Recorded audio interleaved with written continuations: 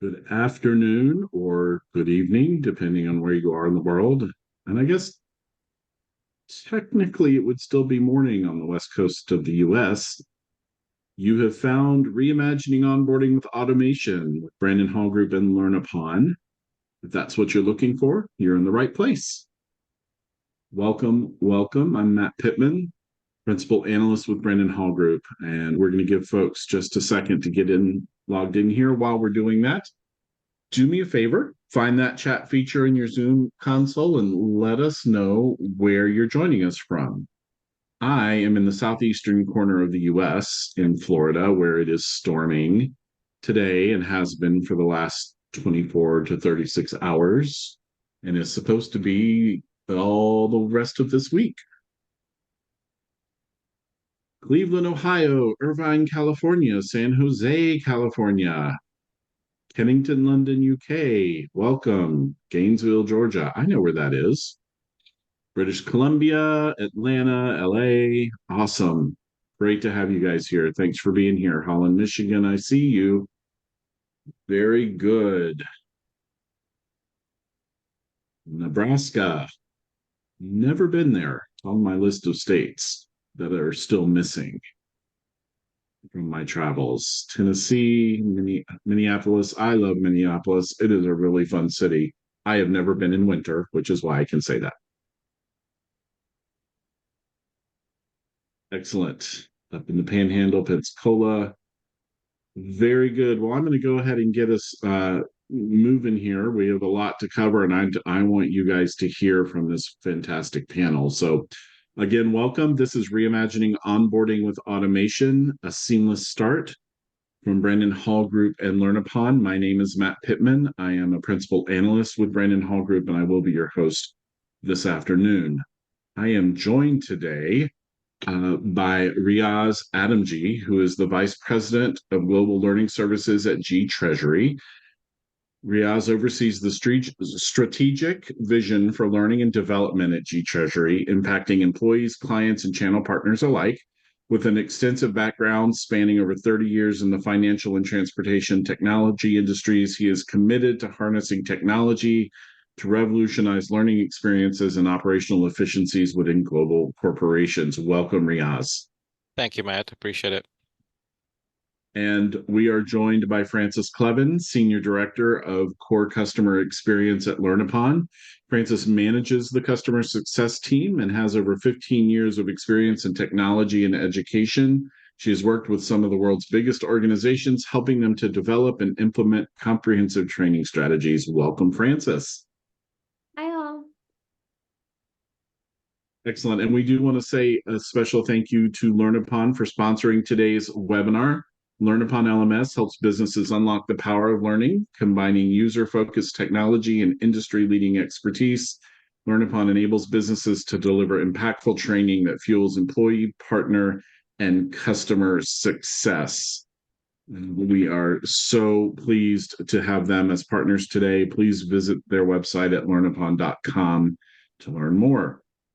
And if you're new to Brandon Hall Group webinars and aren't sure what it is that we do, we work with organizations and individuals in a variety of ways to support excellence in human capital management practice across the spectrum.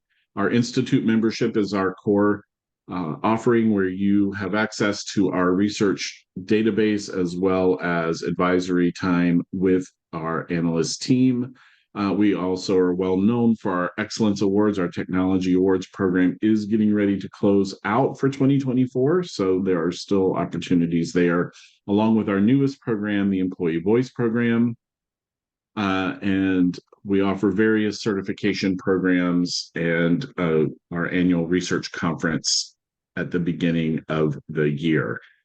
And so please, you can check all of those out on our website at brandonhall.com. At the heart of what we do is our research, and you're going to see some of that data today. We just launched the Learning Revolution study this week. We'll drop that. Maybe we can drop that link in the chat at some point, and we would love to have you all weigh in on learning practices at the cutting edge of L&D and the age of transformation.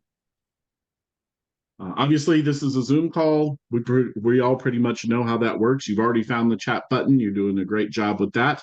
Please feel free to engage it through the chat. And also, if you have specific questions for our panelists as we go through, there is a Q&A panel available to you. You can submit questions through that channel, and we will address as many of them as time permits during our time together.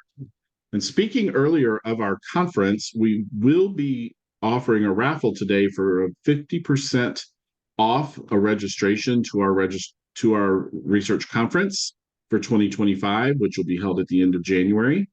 So you have to be present to win. So hang on to the end to see if you will pick up that discounted registration. All right. And with that, the other thing I always forget to say is we will be providing a link to the recording of this session along with a copy of the presentation. So don't feel the pressure to try and take notes or remember everything that was said. You'll have access to all of those materials within a few hours of our ending time today. And with that, let's talk a little bit about our agenda. We're going to jump right into it and just start talking about how we're feeling about AI. And then we're going to move to kind of how AI impacts, influences onboarding, and how we can leverage the power of those tools.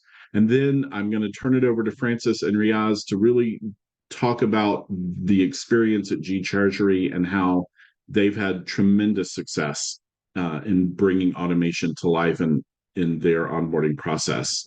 And as we wrap up, we're going to kind of zero in on where do you start? If you're sitting here and you have questions or you're interested or you want to move forward, and I suspect you do because you are here, then we're going to talk a little bit about where do you start on that journey. But let's just jump right in with how are we feeling about all things AI when it comes specifically to onboarding. So we want to know, fight, flight, or freeze. When you think about the use of AI and automation in onboarding, where would you put yourself on this scale?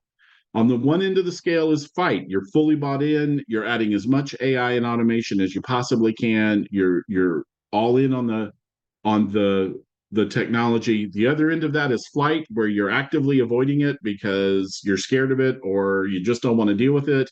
Somewhere in the middle, where the freeze would be, I'm not really sure what to do or how I feel about it. And then maybe you're between freeze and fight. Maybe you're between freeze and flight. We're going to pop up a polling question. I see you guys are dropping those responses in the chat too. That's awesome. If you'll respond to the poll, that would be great as well. So Riaz, Francis, I know what I think I expect to see. What do you guys think we're going to see on this poll? Riaz, I'll start with you. All right. I think we're going to be somewhere between fight and freeze, only because there's so much unknown. But I suspect it's going to start to shift at some point to fight. We have to. Yes, it's coming whether we want it to or not. So, Francis, what do you think?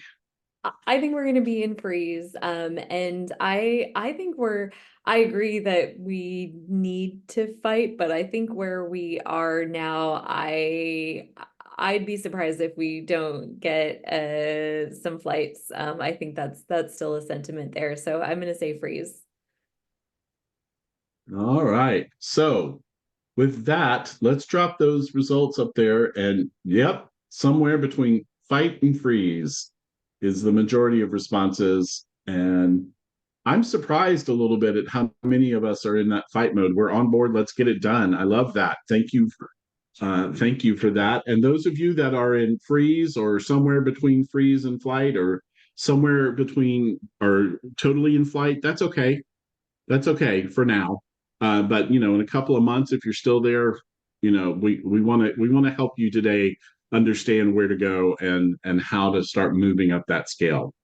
Awesome. Well, thank you guys for that. Well, we know that onboarding is top of mind for organizations.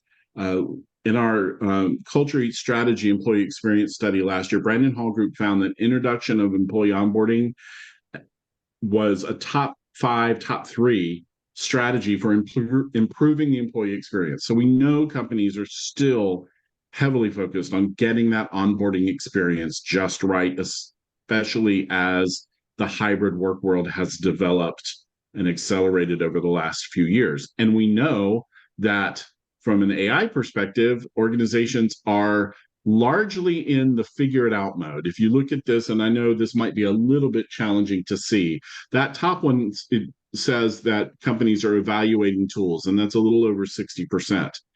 Preparing for implementation comes right after that. Building a business case comes right after that. Evaluating legal implications for usage, and then not actively working on any AI initiatives follows right after that. So we're definitely seeing organizationally that we're in a little bit of a wait and see, figure it out. We're just on the front end of it mode for most organizations. And this data comes from our HCM Outlook study that we sent out at the end of last year to say, what are your plans for 2024?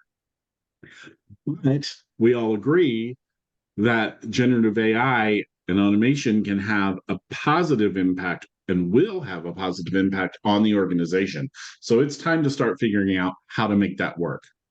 So as we start to bring that down into the context of onboarding, I always like to highlight HCM teams should be involved in helping to shape AI strategies because it affects the employee experience and it affects employees' work directly. And so it's important that HCM have a voice. And you can see here that many organizations do, but it's still pretty all over the place between those that are actively involved and some that aren't involved at all. So you definitely, we encourage HR organizations to stand up and be heard.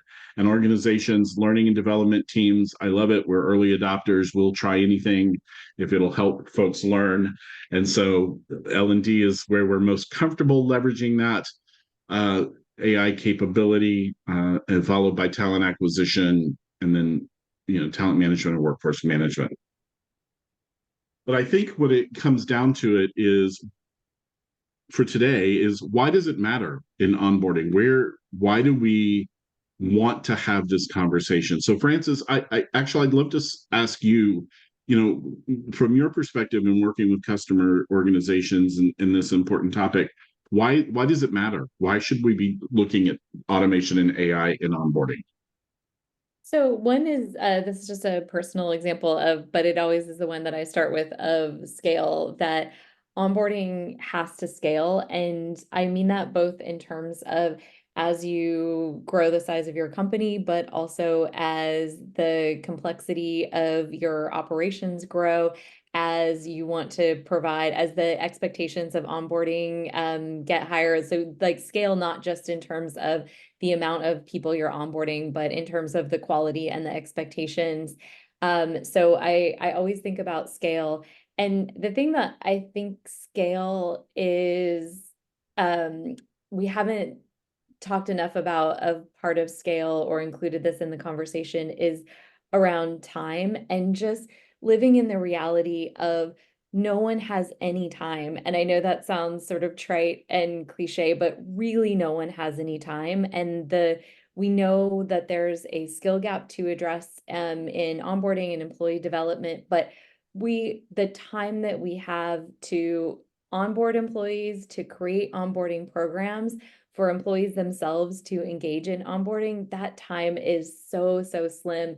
And AI is a conversation to allow us to think about where those answers are of how we address scale, both in creating content, in coaching, in onboarding, in helping people find materials. So I think that AI is a solution as we start addressing the concern around scale. Yeah, I think that's a really important point. And I think that sometimes those are the real challenges that organizations are trying to solve. Riaz, what's your take on this? Why should we be, and why did you guys, you're going to get into your whole story, so I don't want to steal anything from what's coming, but from your perspective, why should we be talking about this? Well, when we started standardizing and making our onboarding consistent and we use the Learn Upon platform, but that piece helped make the whole process consistent from a messaging perspective, right? What AI helps us do is now bring a little bit of personalization for the learner. So depending on what department you're in, what region you're based out of, AI can then help give you the information that you're looking for. And then of course, looking for when you're new to a company, you're always looking for information. You have questions. Where do I go? And we all know how tedious that can be. And I think AI can bring a lot of benefit to getting the information that I need when I need it. The Yeah, personalization piece is so interesting. We just did a survey, a persona survey of our learners, and personalization came up so much when people talked about what they enjoyed about taking online training. So this wasn't in-person training, but that personalization piece, it is still such a driver in learning experiences. But if you're honest, I mean, if we're honest with ourselves, the personalization piece, it can't scale in the way that we think of a single person live delivering coaching or instruction. And so I know if we're thinking about sort of the flight piece of it of, oh my gosh, there's no way AI can do this. But if you start looking at some of the things that are available and the things that you can do in personalization that you could never do if you were trying to do it in person, it's really answering some questions that we have not solved even in our in-person hands-on training. yeah. And I think what I love about that aspect of it too is the personalization component helps with the sense of belonging, which is really a critical component of any onboarding process. And there's a comment in the chat. I just asked folks kind of how's onboarding going in your organization, and Sarah brings up the fact that we've gotten it up and things are happening, but everybody wants to jump right to performance, get to work, get to work, get to work. She happens to be in a sales environment, so it's hard to prioritize anything over sales. And I think it's important that AI can help us deal with those ongoing things that new employees definitely need, so that you can make space to get them up to speed but still make sure that they're transitioning well into the organization. So we know that it can help. We know that it can work because Riaz, you've done it. So I am going to now let you guys take this conversation and tell our audience a little bit about the journey that G Treasury has been on. So Riaz, I haven't been part of the full journey from the very beginning, but I know a lot of the story. But curious about when you started this project of revamping your onboarding and standardizing your onboarding, what was the current state of onboarding? I think that's actually for everyone on the call, an important thing to make sure that you take inventory of I can't think of any examples where there's no onboarding happening. And so I think sometimes that's helpful to remind yourself that you're not starting from zero. There's probably a problem to solve, and we'll get to that. But there's onboarding and implementation happening. It might not be doing what you want it to do. But Riaz, when you came to this project, what did onboarding look like for G Treasury? So I'm gonna take a step back to before I joined G Treasury, Yeah. and that was we can even call it pre-COVID, right? Most 80% of our staff were in the office, so it was easy to do onboarding. You're in a conference room and people walk you through the whole onboarding curriculum, and that was done that way. Obviously, post-COVID, we were actually 80% remote, which makes that piece a little bit difficult. So what we did was we already had a process. It wasn't consistent by any sense, but we built the onboarding into our curriculum with various learning paths, from an HR, new employee HR orientation, which kind of walks them through, this is G Treasury, these are our systems that we use and the culture and so on and so forth. And then we took the next step as far as which department probably needs the most or could benefit most from onboarding. And it ended up being our support department, because we were constantly hiring support analysts as we were coming back into a post-COVID environment. That process used to take us 6 to 9 months. And it was based on a manager or a peer sitting with the new employee, walking them through different aspects of what their jobs are. And in reality, the new employee would probably not be productive for the company or for themselves until that period was over. So we took that and we said, okay, what can we do to shorten that time to value, right? And we built that into the curriculum, and our goal was in 3 months they should be ready and already starting to become productive. So uh, post post this whole environment, it was all manual, not so much consistency, and obviously not sustainable. So I'm curious in that when you were thinking about, let's identify the department that is most in need of onboarding revamp or improvement, was that support raising their hand saying, yes, it's us? How are you identifying the most in need? Because I think if we get to some tips or how to get started, I think that's one of them, of identify the most in need, but how do you, there's also the worry that you're identifying someone and saying, hey, your team is underperforming, or this is a worry. How did that conversation begin? well, it really started by listening to our customers. What are our customers saying? And get customer feedback on, well, you're taking too long to close the ticket, and so on and so forth. So that was our driving force. And then we, obviously talked to our leadership team and then did some analysis with the support team, and that helped us define who we wanted to work with first. And what feedback were you hearing from employees about the onboarding process in the sort of 6 to 9 month version? Essentially that it was taking too long. The information that I received wasn't enough. That was another one. And then I wish I had X, Y, and Z. So they would, once they've been on the job for a while, they would outline certain aspects of the job they wish they had when they were onboarding, which would have made them more productive. It's interesting, those, I think, though, as you're thinking about what teams you might be speaking to or how you might approach these conversations, I think it's such a varied array of the way that managers and directors and business units approach onboarding. I saw something in the chat around there's a disconnect about the way we onboard sort of our executive employees and how we onboard different business units. And so I think those are different conversations.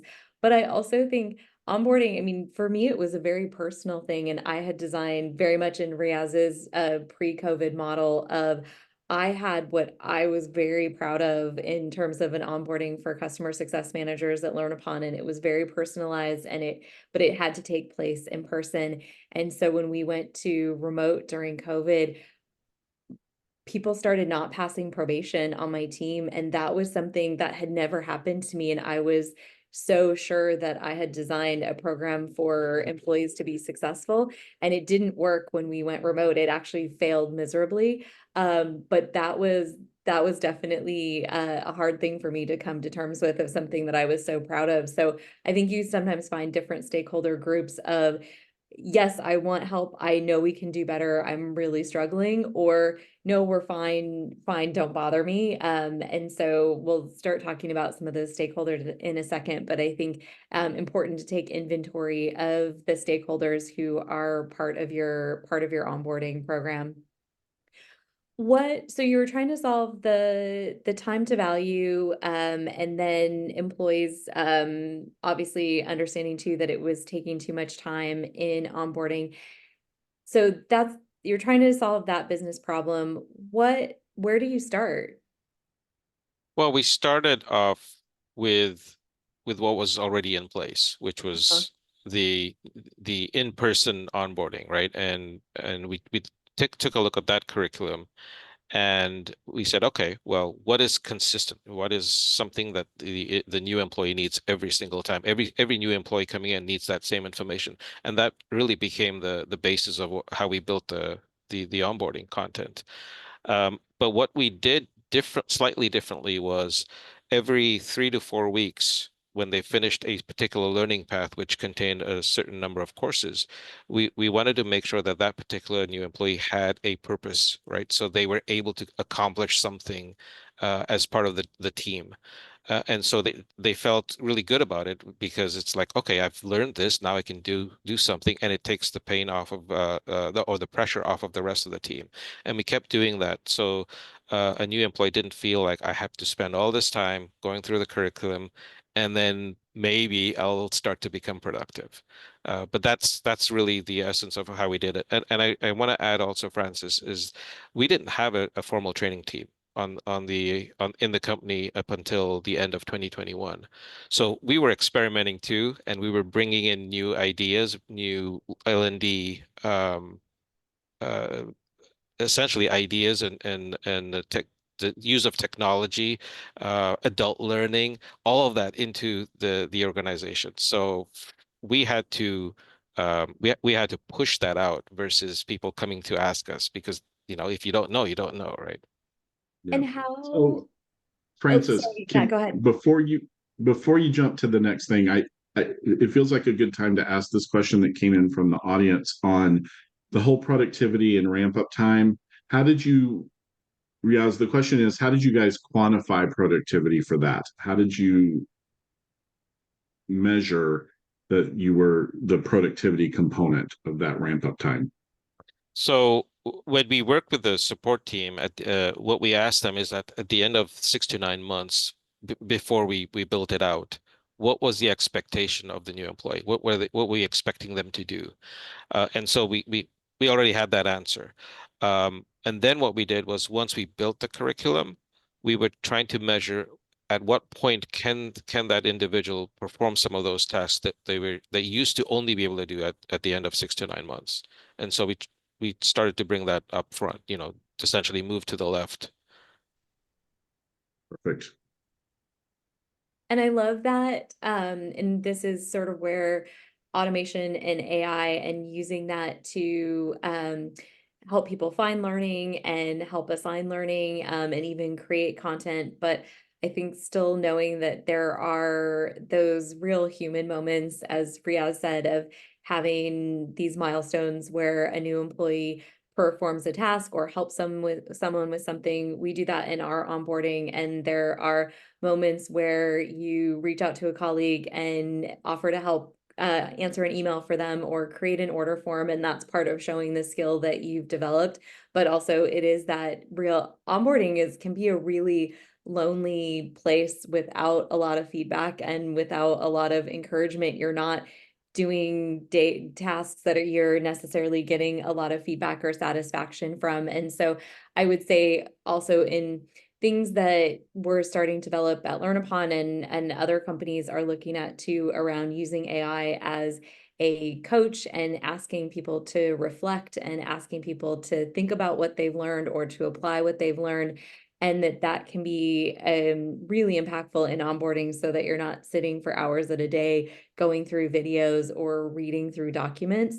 And the interesting part about AI that I will say I turned a corner on, of the AI coaches, that you're building them to sound like you. So when I'm building my coach to walk my new employees through onboarding, it gives feedback in the way that I give feedback as a manager. It gives encouragement in the way that I give encouragement. It is my voice, which some of that a little bit creepy, obviously, but the idea, it's not supposed to be an anonymous bot. It's supposed to be in the voice of you as a manager, in the places that there's no possible way that you could be in front of your employees in all those times. Riaz, for this, then so you've identified, we know we need to fix the ramp up time. We know we need to get employees to productivity faster. We know that the in-person isn't working. What were some of the challenges that you had in terms of, was there pushback from any of your stakeholder groups? Were there things that you didn't have time to do? Was there content that you needed to create? So pushback, I wouldn't say we had pushback, maybe some hesitancy to adopting new technology, right? But I think once we had that in place, the feedback mechanism really helped us determine what else do we need to do to the curriculum, right? How do we continue to adjust, tweak it to make it better and better? Initially, we did not have any kind of live feedback mechanism. When I say live, I mean you're sitting there talking to your team leader, your manager, or a peer. And as part of the support curriculum, we started to inject that in there at certain periods after certain courses. And and that really helped because once you finish, say, 3 courses, you've learned a certain aspect of what you need to do. You then have to schedule some time with your manager, and you sit and talk and ask questions. They ask you questions. Are you understanding everything? And that really helped because then only after you had done that would you be moved on to the next course. So that was important. Um, there are certain aspects of some pushback because people feel like we've always been doing it this way. Why do I need to change? And that's you will always, you're always going to get that. Uh, but I feel like we've been doing this for a good year and a half to 2 years, and more and more teams are becoming more open to it, and we're getting requests for, hey, my team needs this. Can you help us with this? So that the example, the the fact that we've had a success and we're showing it by numbers has kind of opened people's eyes. And then how do you think, I mean, you said that before you didn't have a formal training team, but now you've shown the success of this. And how do you think about ownership then of onboarding, or because there's obviously the training that you and your team are delivering, but you also have managers and leaders in the other business units, and how do you sort of talk about who owns which piece and what their responsibilities are and what they need to be, because you're not taking over the end-to-end onboarding of an employee in terms of, I would imagine, performance management and things like that, and check-ins with your manager. So how do you balance the ownership of that onboarding so that managers also feel that they have accountability and involvement in this? Where in our case, the individual teams own the onboarding. So the individual managers own the onboarding. So including the new employees who come in that first week, HR owns that. And we work with them to build the curriculum. And we're constantly partnering with them on a variety of um, needs for the company and the regions within the company. Support owns their onboarding. We partner with them to build it and kind of make that available for them. So I think that's the best way to do it because they have some skin in the game. Yes. So do you have checks in place for the teams that you work with to make sure that managers are meeting their milestones and expectations, or does that sort of sit with them?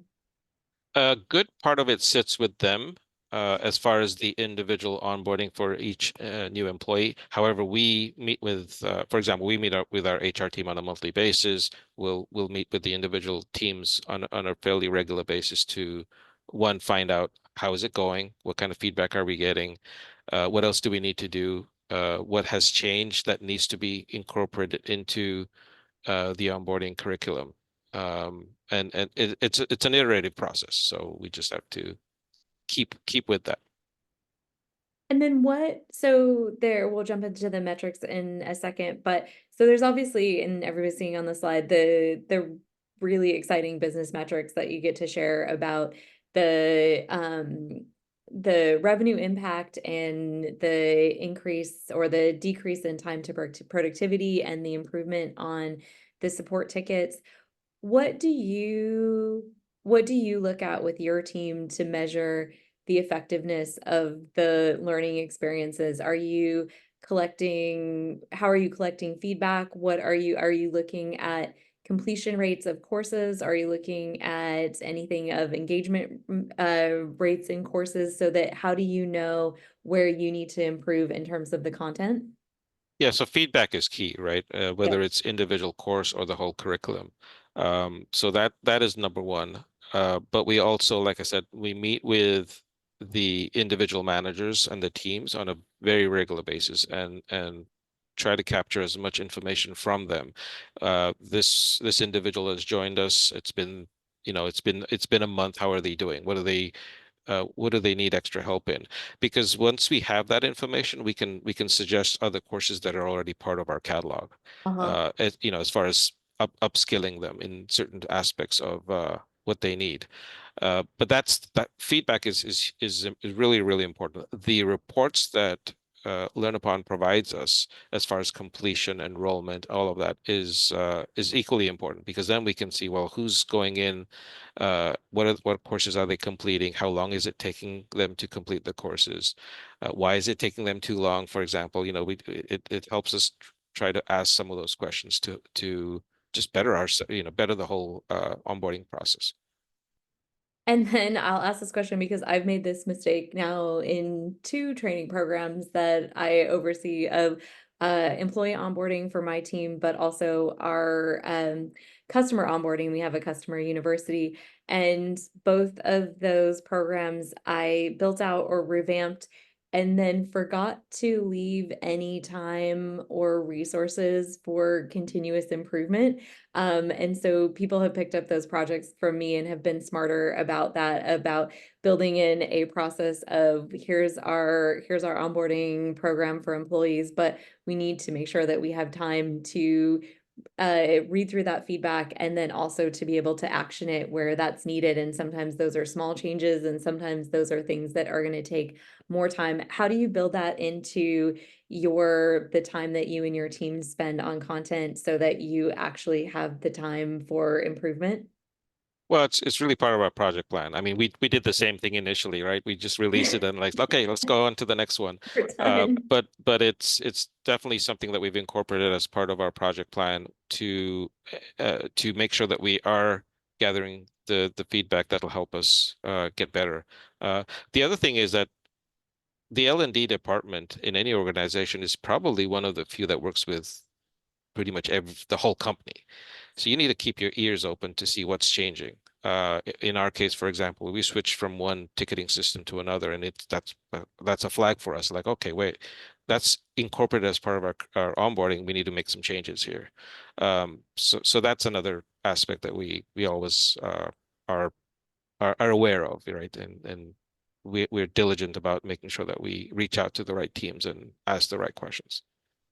And how do you, and I've used this line that you said probably 2 years ago, maybe it was just a year ago on a webinar, but the goal of an L&D leader should be to get to the big table. And I use that probably every week. But curious, or for you to talk a little bit about then how are you evangelizing the program and who do you make sure that you need to stay in contact with, not so much for what are the onboarding needs of the different business units, but how do you make sure that there is that level of visibility about the successes of your program and what your team and what those onboarding programs are doing to support and drive the business so that it doesn't just become a cost center that, yes, we're delivering onboarding, but that's just a thing that has to happen and there's not an impact to the business? Yeah, so like Matt said earlier, I've been in the business for 30 years, right? And I got tired of being an afterthought. Oh, it's a training, it's learning, it's documentation. And the project's all complete and now we have to build it. So it's really, really important to market yourself, your team, with the whole organization, with the executive team, so that they know what you're working on and what's the impact you're making on your corporate goals. So make sure what we do is at the beginning of the year, once our corporate goals and objectives are announced, all of our projects are tied to one or more of those, and show the impact that you're making to those goals and objectives. And that's a really, really powerful way of getting visibility and getting the word out on what you're doing, the impact that you're making. Because, and I don't think it's hyperbolic to say, I mean, onboarding keeps the business running and it keeps it growing, and you can Sure. create that narrative. And you're not fabricating anything, but there's a narrative, like you said, where it's an afterthought of this is just, hey, we have to do this, or it's compliance, or it's just people reading policies and procedures, and it's just an administrative task, or it's something that on a daily basis keeps the business running. So I think that's a really important takeaway of this, that's the goal, but it's also very possible. Riaz, how then are you for the future and, in sort of actually, I guess, because you answered that you thought people were going to say fight for AI. Are you in fight mode for AI? We are. I would say I'm not in that Okay. because I don't want to go all in. The team doesn't want to go all into to AI because it's cool, right? Yeah. We want to use it because it's valuable. It helps with our productivity. So we're currently using it for developing coursework, designing coursework, even our video content, our audio content. You know how long some of those projects can take, video development, and so we're starting to use or experiment at least with some of that. And it's all AI based tools that we use that are readily available out there.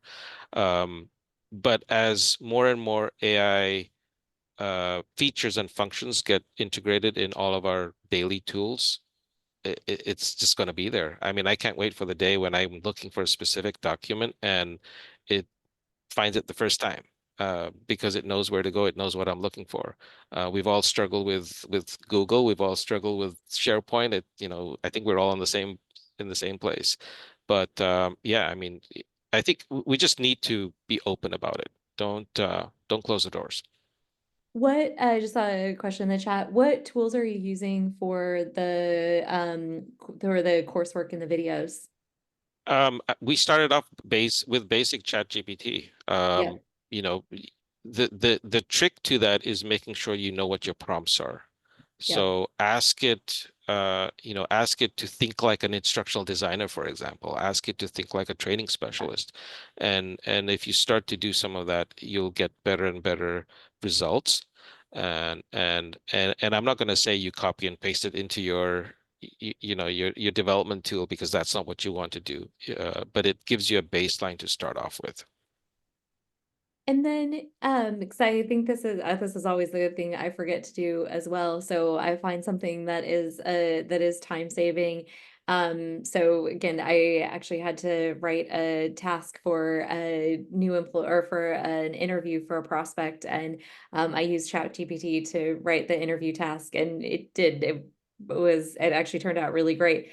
But the thing I forget to ask myself of so in that task that now took 2 seconds to do, and it probably took me 5 minutes to review, it would have maybe taken me an hour if I sat down to start that from scratch.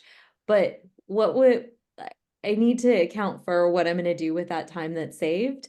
So what for you and your team are you thinking about, you're using AI tools to help you with the course creation, the video creation, and that's cutting down the time that it takes to create a course. What are you doing with that time saved? What are the things that you can do that you didn't have time to before? We can get to our backlog, which is always growing. Yes. Yeah, that's pretty much it. I mean, it's for my team right now. We Yeah. have a huge backlog of projects that we're constantly working on. But if you can cut down the time you're spending on the design work, the initial design work, you can spend more time on the actual development, QAing your output to make sure that everything is correct, and getting it out faster. Yeah, I think that getting it out faster is definitely something, especially in when we have a onboarding checklist and an onboarding program, and I know that there are things in there that are outdated, but I don't have an additional 30 minutes to do a Vidyard video to record Salesforce processes that have changed over the last 6 months. And so getting it out faster, I think quality is a really interesting thing. I was chatting with a customer of ours who uses it to just take the ums out of video recordings. And I just said but such a powerful thing that is something that would take someone hours of work to do, but also is incredibly impactful to the person who's watching that video, and the quality and even the engagement piece. It feels much more high quality. It feels much more engaging. I think that's an important thing for new hires, that their experience of onboarding feels professional and it feels like people cared about it and took the time, because that's the same that you want to feel, that a manager cares about you and is taking the time to onboard you.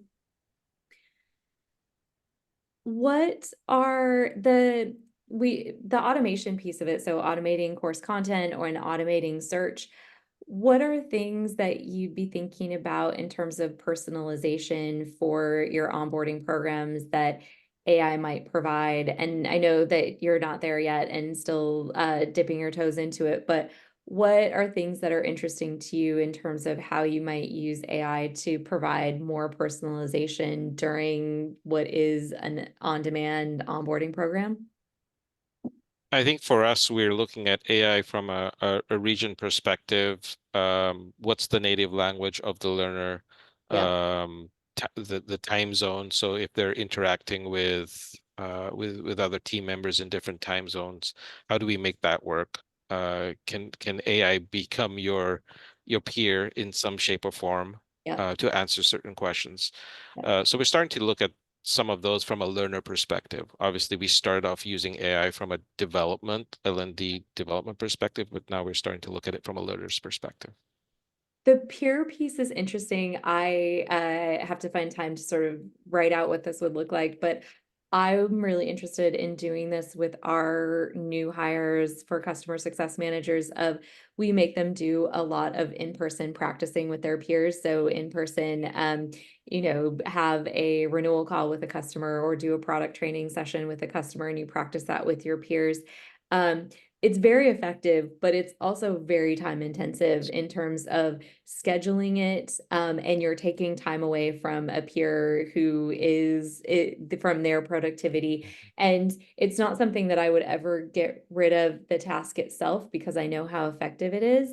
But I actually am not sure that it wouldn't be as effective, if potentially not more, with an AI peer who actually is adapting and maybe better at being the prompt that you've designed than a peer that we've said play the customer. Yeah, we've actually started to look at some tools that actually does that very same thing, right? With a new sales employee comes in, and they're learning the system, they're learning the tool, they're learning the different aspects of the industry. How do they pitch? And like you said, if it's in person, it's time consuming. So we're looking at tools that will let you pitch either loud or on video, live or on video, and give you feedback, right? We've also started to think in terms of anyone who's customer facing, whether it's our support team or implementation team members, and their interactions with the customer. Those could go really well or not, and depending on the scenario, what kind of feedback can you provide them as far as how they handle that situation? So sales team for sure, but anyone who's customer facing also. The feedback is so interesting too, because I think about the feedback that I see peers give new hires when they do those live scenarios. And sometimes it's very good, but also it's a difficult thing to do when you have a new hire and maybe you're not, there's maybe one thing that you either missed or you're not comfortable sharing with them. Or sometimes I also feel that peers aren't giving maybe the level of feedback that I might give, or they also miss something. And so the feedback is interesting, because in theory, you could train an AI peer to give better feedback than your in-person peers, because you are creating that prompt for them. Consistency, right? I mean, Yeah, that's the consistency. Yep, yeah, absolutely. I think yeah. absolutely. What if you were to give, I mean, everyone here is obviously interested in onboarding and thinking about that. What's the advice that you have sitting with a really successful program that has a lot of respect and visibility within your company? But obviously, I know you're not resting on your laurels, but what's the advice that you would give for people on this call of how they should think about approaching this to create something that's successful and not, as you said, an afterthought? Yeah, I would say from an onboarding perspective, look to see what you have. It may or may not be ideal, but at least you have something. And think in terms of how you can build that into a curriculum, but I would say focus on the topics, on the areas that are consistent across multiple individuals. So, for Yeah. example, we have offices in different parts of the world. So we took a look when we built our initial onboarding. We look at what does every single new employee need to know. Focus on that first, and then you can branch out into, well, okay, if you're in the North America, you need this. If you're in EMEA, you need this. But that's definitely one area I would look at. Another piece to remember is if you've got printed material that was part of your onboarding, please don't take that and verbatim convert that into Please online onboarding. It don't it's allow yourself to painful. do that. Yeah.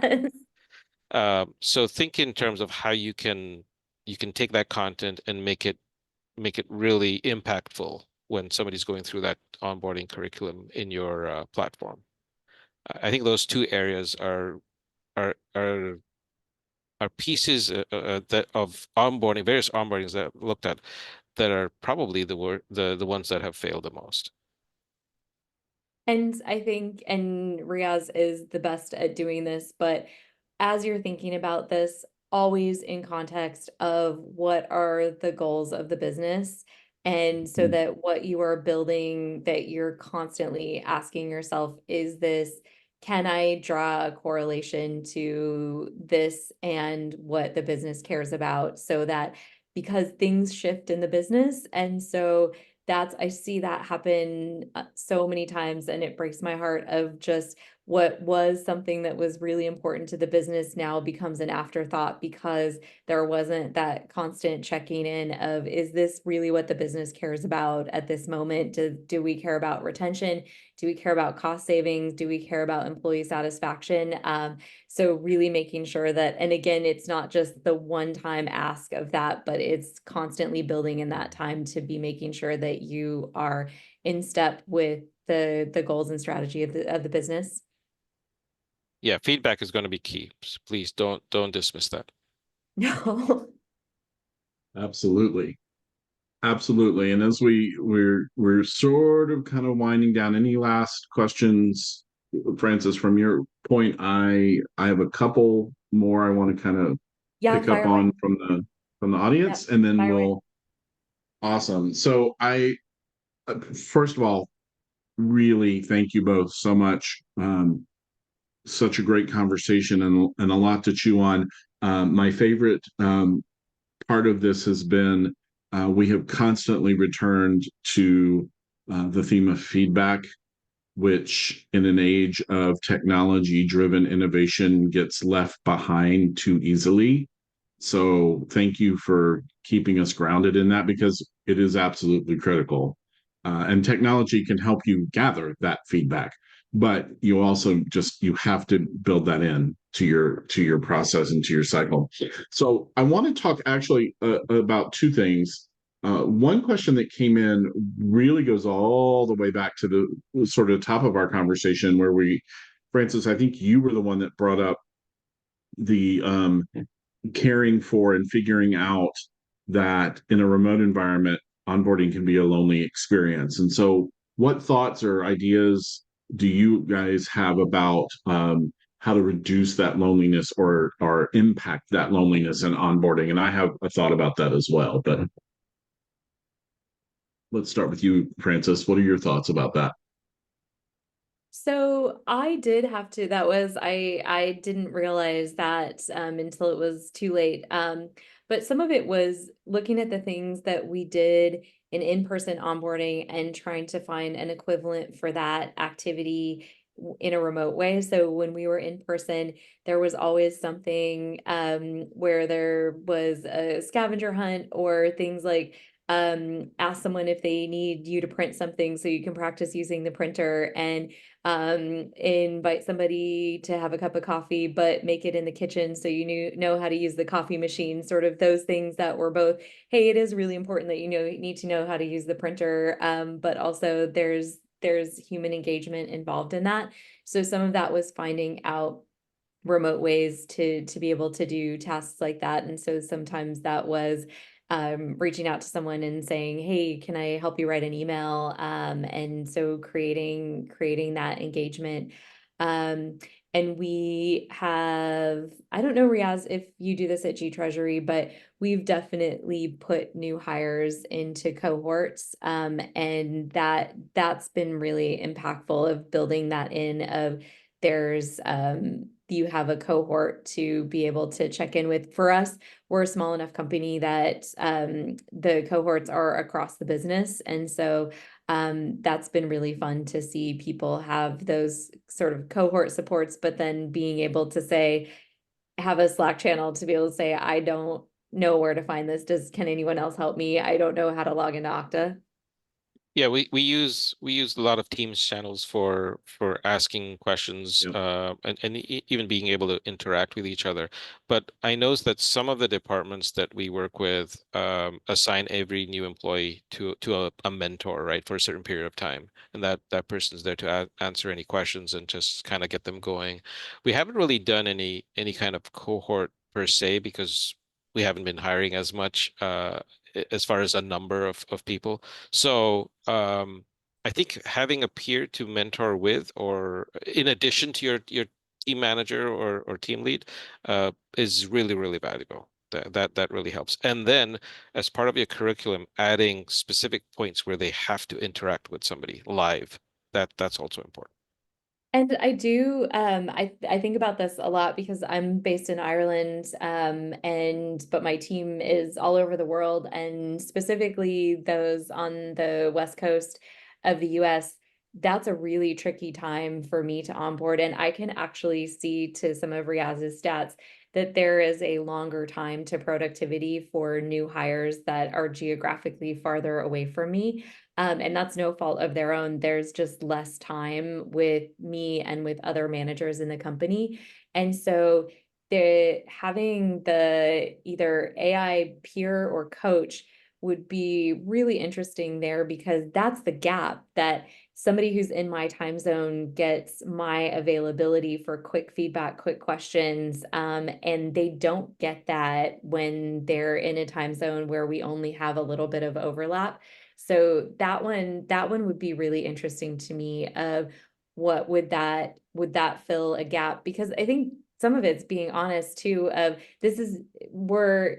it's not like we're using AI to replace something that's working really well. It's not working well that I live 8 hours away from new hires. That doesn't work well. And so could this help solve that thing that I know isn't the best?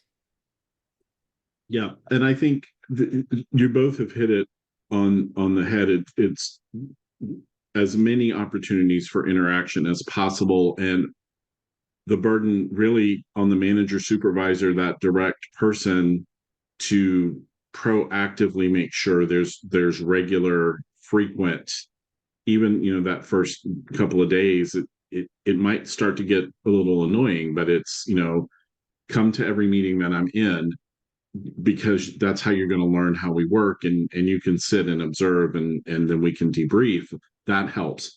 I think intentionally making sure that you're making contact with that person um, every day, multiple times a day. How's it going? What questions do you have? When you're not in the same geography, in that same time zone, you do run into those challenges, so you have to sort of get a little creative. That's where peer support makes a difference as well. We are running down on time. I think it's important that maybe we circle back real quick on the stats that were on the slide we were showing earlier. Riaz, there was a question. Those are onboarding specific Yeah, that's correct, stats, and correct? specifically for the our client support team. Okay, awesome. So we answered that question. And then I would maybe say we have a great question I wish we had time to really dig into, which is, what onboarding processes have been the most and least impacted by the implementation of AI. If you can answer that in about a minute, that'd be awesome. If not, we're going to have to hold that for a different conversation. Yeah, I would say from our perspective, it's been in the design and development work. That's been the most impactful. Everything else beyond that is something that we're experimenting with or will be experimenting soon. I would Very. second that. I think that's been the biggest impact, and I'm most excited about the impact that AI search will have, because Riaz said it too, and just as good as some searches, we would all admit that we're still spending, we were on the call prepping for this earlier, and I was searching for 10 minutes in Google and Slack and Confluence to find this virtual background, and nothing was coming up. So we know it's not perfect, and I think that will have the biggest impact on onboarding in the future.